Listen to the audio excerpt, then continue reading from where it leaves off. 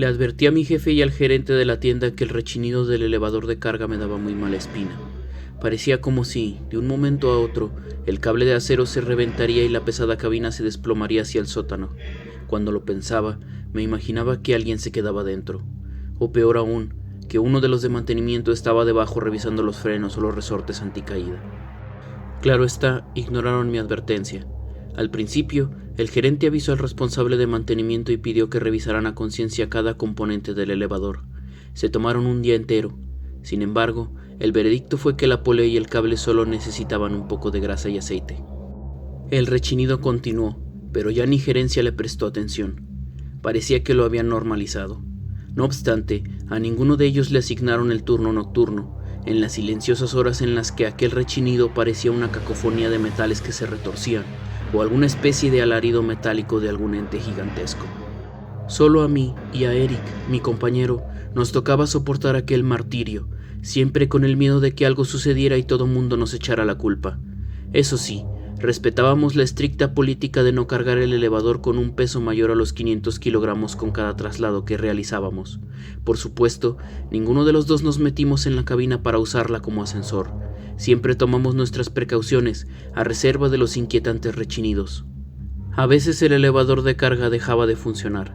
Cuando ocurría, revisábamos que su sistema de seguridad no hubiera saltado. Al ser un aparato viejo, aquel sistema se activaba de la nada aunque la mercancía que cargábamos era poca o cuando alguna de las puertas no cerraba bien. La falla era tan común que no nos sorprendía y en teoría era fácil de arreglar. Para restablecer su funcionamiento bastaba con bajar al sótano y accionar una palanca, junto a un botón de parada de emergencia. Al hacerlo, se desbloqueaba el sistema de seguridad y el elevador volvía a funcionar. A pesar de ello, el trabajo era tranquilo. Conforme pasó el tiempo, Eric y yo nos habituamos también al estridente ruido del elevador. Total, no había problema siempre y cuando pudiéramos cumplir con los pedidos que nos encargaban. Una noche, los ruidos que producía el elevador de carga eran especialmente fuertes. Incluso el armatoste tenía problemas para subir la mercancía. En aquella jornada, Eric se encontraba en el primer piso y yo en el sótano. A través del radio me preguntó si notaba algo extraño en el mecanismo del elevador. Eché un vistazo al motor. Nada. Le dije a mi compañero que no veía nada raro, salvo que el cable de acero reflejaba la luz de mi linterna debido al lubricante. Eric me contestó con una risa y un mal chiste verde, y regresamos a lo nuestro. Tras un largo rato cargando pesadas cajas de mercancía, decidimos tomarnos un descanso para comer. Sentados delante del elevador, Eric no dejó de quejarse de su molesto rechinido. Al igual que yo, aseguraba que solo era cuestión de tiempo antes de que sucediera algo, pero en su opinión, los rechinidos se ponían peor cada día. Estuve de acuerdo con él, y como si algo nos estuviera respondiendo, escuchamos un chasquido muy fuerte. Por pura inercia, Eric y yo dirigimos nuestra atención al elevador de carga, luego a su mecanismo. Quizás finalmente el cable se había reventado y ya no podríamos trabajar por el resto del turno. Así que, antes de echarlo a andar, revisamos si había algo mal. El cable estaba intacto y no había señales de que alguna pieza se hubiera desarmado. Todo parecía normal. Lo dejamos estar y reanudamos nuestro trabajo. Fue entonces que descubrí que sí tenía una falla, aunque era mínima. En el interior de la cabina había un foco conectado a un sensor de movimiento. Al empezar a cargar mercancía para subirla, noté que el foco no se encendió. Si bien no representaba un gran problema, dificultaba el acomodo de las tarimas y las cajas. Terminé el embarque y le avisé a Eric de la falla del foco. Cerré la puerta de la cabina y envié el elevador hacia el primer piso. Aproveché el momento para ir a buscar un foco nuevo. Sin embargo, a mitad de camino Eric me llamó por el radio. Me dijo que el foco no tenía nada y estaba funcionando bien. Volví sobre mis pasos y comprobé a través de la puerta que había una delgada línea de luz que se asomaba por debajo. Eric tenía razón, estaba funcionando. Tal vez había sido un falso contacto. De cualquier modo, anoté lo ocurrido en una bitácora para reportarlo por la mañana. Acto seguido, continué con mi trabajo. El resto de la jornada acabó sin más incidentes. Llegadas las 8 de la mañana, entregué los reportes correspondientes y me encaminé hacia la salida junto con Eric. Entonces recordé la falla del foco de la cabina y me separé de Eric para ir al taller de mantenimiento. Este se hallaba en el sótano de la tienda, junto a un almacén donde se guardaban pedidos por entregar, pasando por delante del elevador de carga. Me detuve unos momentos delante del armatoste. No había mucho movimiento todavía, pero alguien había dejado la puerta de la cabina abierta. Dentro, el foco estaba apagado y el interior se hallaba vacío. Bien visto, ofrecía un aspecto inquietante, como una gigantesca boca a punto de tragarse algo. Sí, la oscura boca de un monstruo colosal cuyo alimento era la carga de mercancía constante. O quizá eran los propios empleados que entraban y salían de allí, hasta que las puertas se cerraran repentinamente como si fueran dientes. Sentí un leve escalofrío y una mano se posó en mi hombro. Me sobresalté y miré a mi lado, tan solo para encontrarme con uno de los de mantenimiento. Después de una mala broma para tratar de suavizar el ambiente, el tipo me preguntó qué era lo que estaba haciendo. Por un momento estuve a punto de preguntarle si no le parecía que el elevador de carga fuera algo parecido a las fauces de una bestia, pero en su lugar atiné a señalar a las penumbras de la cabina. El hombre le echó un vistazo y luego me preguntó si todo estaba bien. Le respondí que la luz no funcionaba, pero el hombre sonrió y con un gesto de cabeza me indicó que mirase de nuevo hacia el elevador. Lo hice y vi que el foco estaba encendido. Parecía estar funcionando correctamente. Enmudecí durante unos segundos, pero las palabras me salieron con normalidad al ver que el hombre se daba la vuelta. Le dije lo que había ocurrido durante la noche.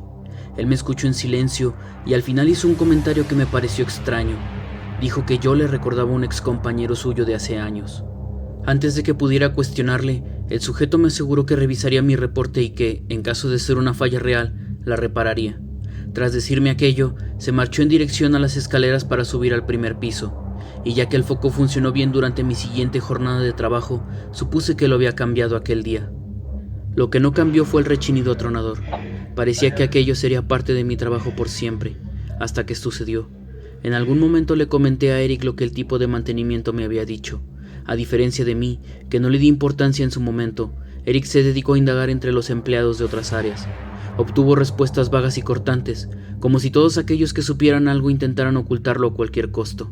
Algunos de ellos, incluso, le exigieron que fuera respetuoso con las cosas que preguntaba.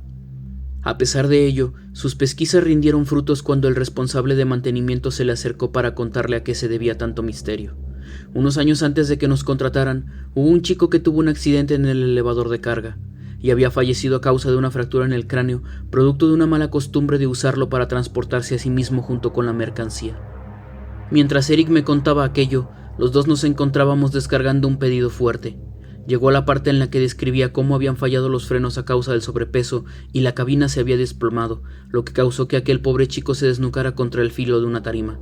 En ese mismo momento, una luz titiló detrás de nosotros. Ambos volteamos y vimos parpadear débilmente el foco de la cabina del elevador. Apenas un temblor que parecía anunciar que pronto se fundiría. No obstante, al cabo de unos segundos dejó de parpadear. Según Eric, a lo mejor le había dado pena al espíritu del excompañero que había muerto ahí. Luego rió, pero a mí no me causó ninguna gracia. Yo no era del todo un escéptico como Eric. No me asustaba la historia que había descubierto. Lo que a mí me inquietaba era que había ocurrido un accidente del que nadie nos habló, y que yo creía que solo era posible en mi imaginación. A raíz de aquello, me empecé a sentir incómodo al usar el elevador de carga.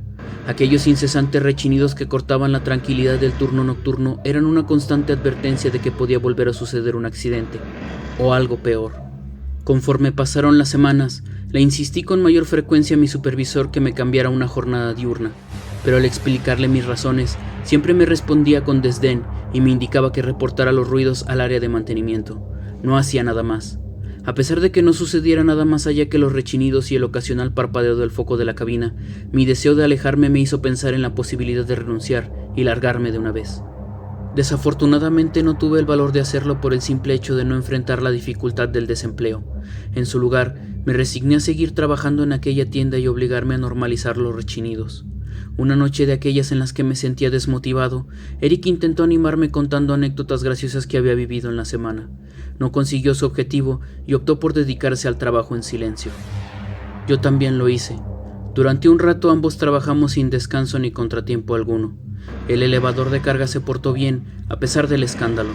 Casi parecía que sería un turno más, aburrido y tranquilo, hasta que el armatoste falló.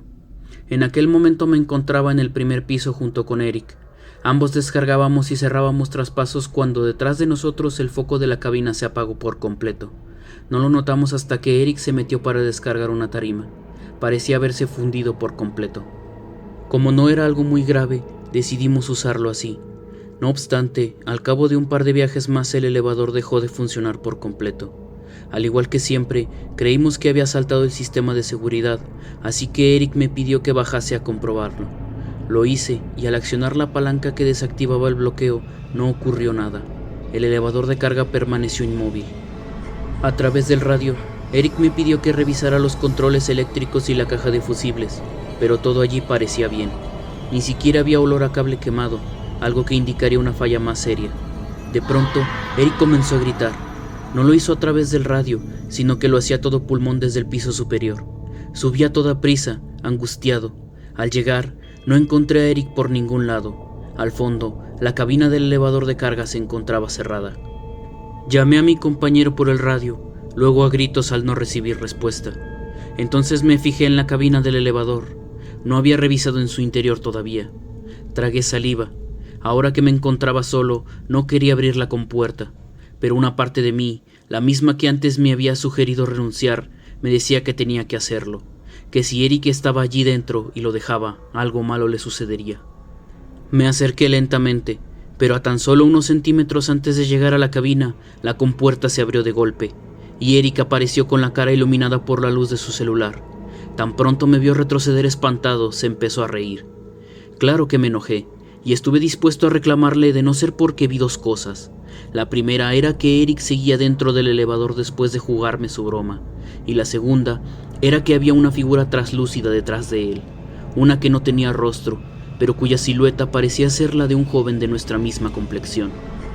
Abrí la boca para gritarle a Eric, justo en el momento en el que se escuchó una especie de chasquido, seguido de algo como un latigazo. Eric desapareció de mi vista, junto con la cabina del elevador. Durante unos segundos escuché un fuerte rechinido y un estruendo al golpearse el elevador contra el sótano.